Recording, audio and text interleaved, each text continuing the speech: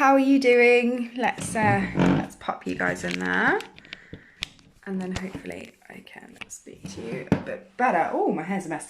How's it all going? How's your week been so far? It's I can't believe it's only Tuesday. I feel like I've done 2 weeks work already. I don't know what I'm gonna actually feel like when I have to go back to work. How are you all? What have you all been up to? Let me get this up so I can see all your comments. Do comment below if you're joining in. Let me know that you're here. Say hi. I still haven't decided on an origin story for my Winter Lanterns window display, so if anyone comes up with anything, do let me know. I'm thinking more Spider-Man now, but I really need to get on and do that. Actually move my butt into gear. What else have I been doing? I've had a workshop this morning for half term, which was really lovely. It was all about drawing, so getting the kids thinking about mark making on the page, and we were using inks and all sorts of things. So that was really lovely, actually. It was really nice. I've got another one on Thursday, an abstract art one. Although I have to say, I think some of the adults were probably joining in today as well, which was nice to see. It was really nice to see everyone kind of joining in together and having a bit of a laugh with it. So that was good. What else have I been doing? So much admin. I've just had so much admin. Yesterday afternoon, everything that I was trying to do, I went to the studio to try and print stuff off the computer and was dropping off winter lanterns at shops to put in their windows, and everything that I seemed to do yesterday just went wrong. It was just one of those days. I don't know if anyone else has one of those as well. It's crazy. Yeah, so it's all been a bit of a weird week. It feels like there's been a lot that's been fitted in so far. So today we're going to do watercolour painting. We're going to do a flower. And it's going to be one that we need to dry off in order to add the next bit. So I've got my hairdryer with me as well. Obviously, if you've got like a heat gun or something like that, then that will work as well. Or if you have more patience than I do and you want to let it dry, then that's fine too. So I've got my paints, my water jar, my watercolour paper, and I've got my hairdryer with me as well. So hopefully you guys have got that.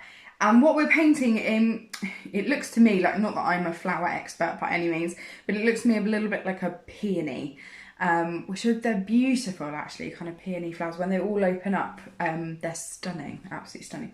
So I'm going to get cracking because I think it might take us a little while today. So I'm going to drop you guys down so you can see what I'm doing. Don't forget that you can always follow this and watch online later on. And you can always comment with your fabulous pictures. There we go. Hopefully you guys can see that there. So it would be lovely to see your finished pieces as well. So I'm going to go for quite a nice thin brush because I can flatten it out to make it fatter lines, and I can use the point of it as well to make our thinner lines, which is, we need to do a bit of a mixture of those.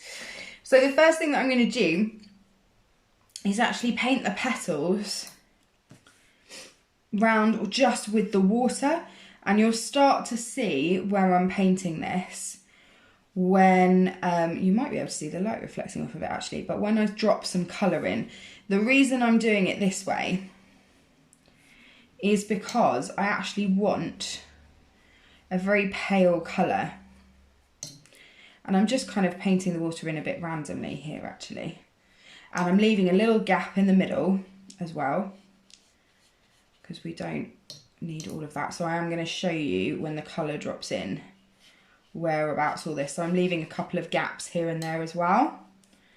And as I say, a big gap in the middle as well for our pollen and our petals. So I'm going to grab a nice light pink. Now I'm lucky enough to have some beautiful pinks in here already, without having to mix anything up, which is lovely. So I'm just going to paint this where the water is, and you can see, actually that's quite vibrant. I might just space it out a little bit.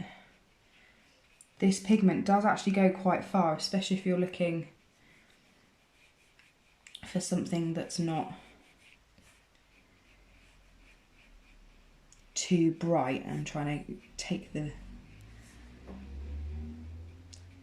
colour down just to make it a little bit more pastel-y, because we're going to lay some colours on top. So that's why we need the hairdryer, so we can dry off that initial layer and then add them on top. And this is quite a kind of free way of painting as well. It's not very specific. And it's just nice that that colour will only go as far as the water does. So you don't have to worry about it spilling into the rest of the paper, and particularly that, again, that's what watercolour paper is really good for. So although you can use watercolours on like cartridge paper or a different kind of paper but with less water, actually it's great for using for this kind of painting where it's so absorbent that it won't let the colour go anywhere else other than where you've painted the water. So I'm going to go for a yellow. I'm going to go for a nice warm yellow in the middle here, and I'm just going to dot it very loosely in the middle there. It doesn't matter if it bleeds into the pink a little bit, but try not to let it go too much. There we go. So now I'm going to dry that off because I want to add some more detail. Now I might not dry off all of this outside bit because we want to add a little bit of colour to that. And in actual fact, it's dry. It's so warm in this house today. It's gone from one extreme to the other. It was freezing yesterday and it's boiling hot today. I'm actually going to drop some of this pigment in where it's starting to dry already. So the pigment that I'm dropping in nearer to the pollen in the middle. And that's where the colour's kind of coming from. So I'm just going to drop it in there. I might add a little bit up here as well. There we go. And you can see that I'm being quite free with it. You know, you don't need to worry about being too precise at this stage. So there you have that. I'm just going to dry that off very, very quickly with the hairdryer so that we can do the next bit.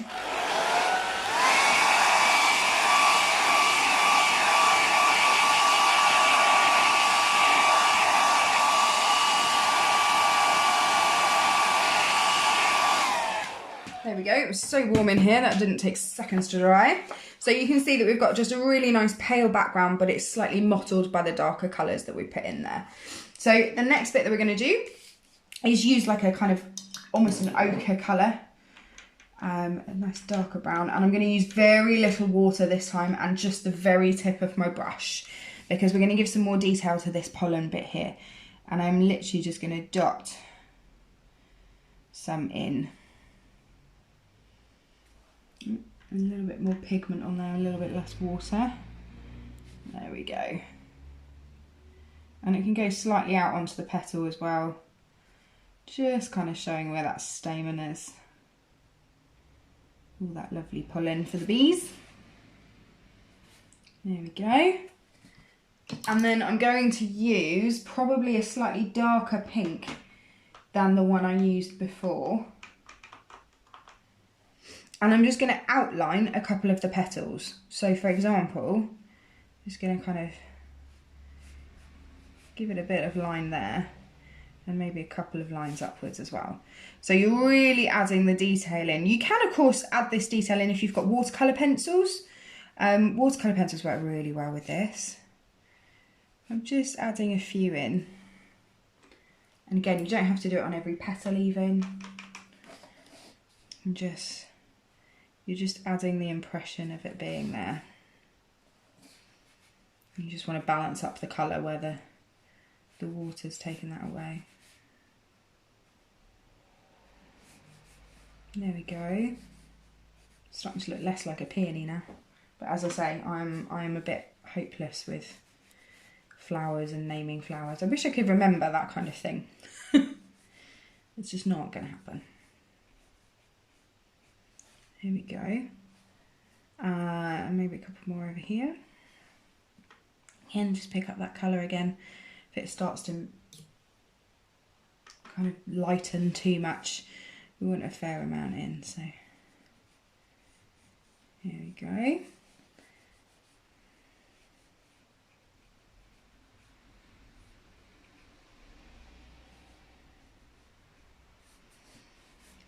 There you have it. So we'll just add a couple more, just going to add a couple more darker bits up here just to balance that colour out.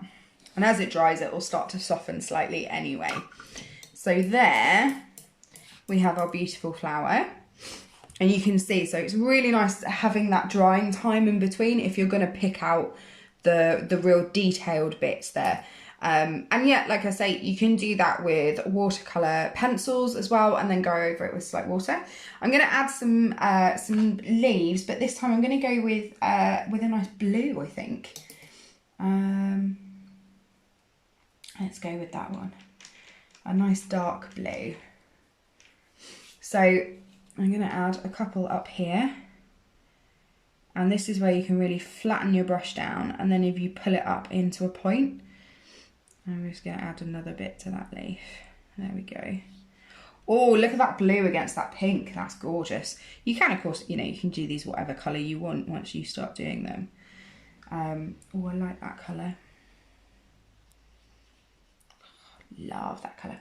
So there we have a couple there. I might just add a couple more onto here, maybe just coming out.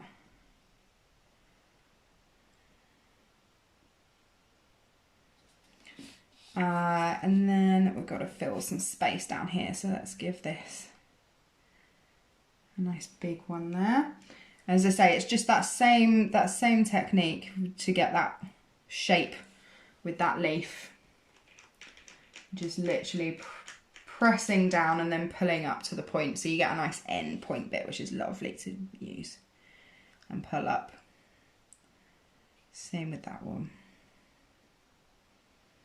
And you can get, surprisingly, you know, it's not a particularly small brush, but you can get surprisingly nice fine points with this one. Purely because of the shape it is. So it's not a flat end, it comes to a really nice point there. Let's just put in a little one there.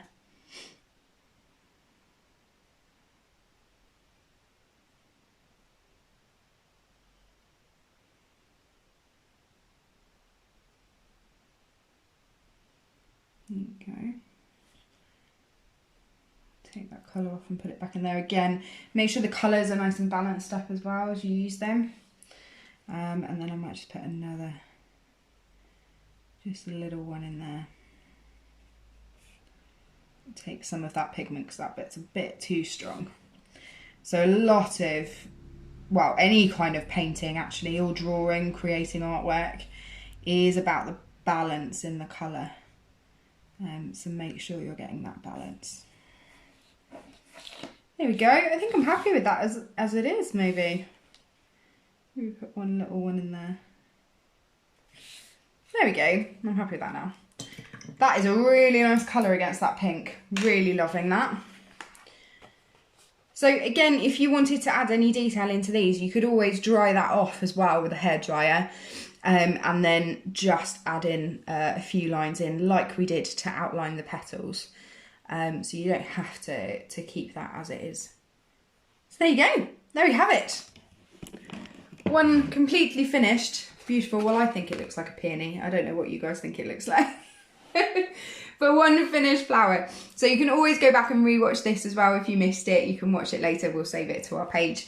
But I really loved doing that. Really loved doing that. Tomorrow, what are we doing tomorrow? Tomorrow, I think you will need exactly the same thing. What are we doing? Oh yeah, so tomorrow you will need exactly the same thing. You will need a hairdryer, because again, we're going to dry it off before we add some more detail. You will need your watercolour paints. Hopefully you guys have got a black watercolour, because we're going to need that tomorrow. But if you haven't, something like a really dark blue or a really dark green will work just as well. But there we have it. Hopefully you guys enjoyed that. Can't wait to see yours. Do take a picture of it. Pop it in the comments below. Don't be frightened of showing your own artwork off. And that's it. That's it from me. I will see you tomorrow at 1 PM. Have a fabulous rest of your Tuesday. See you soon. Bye.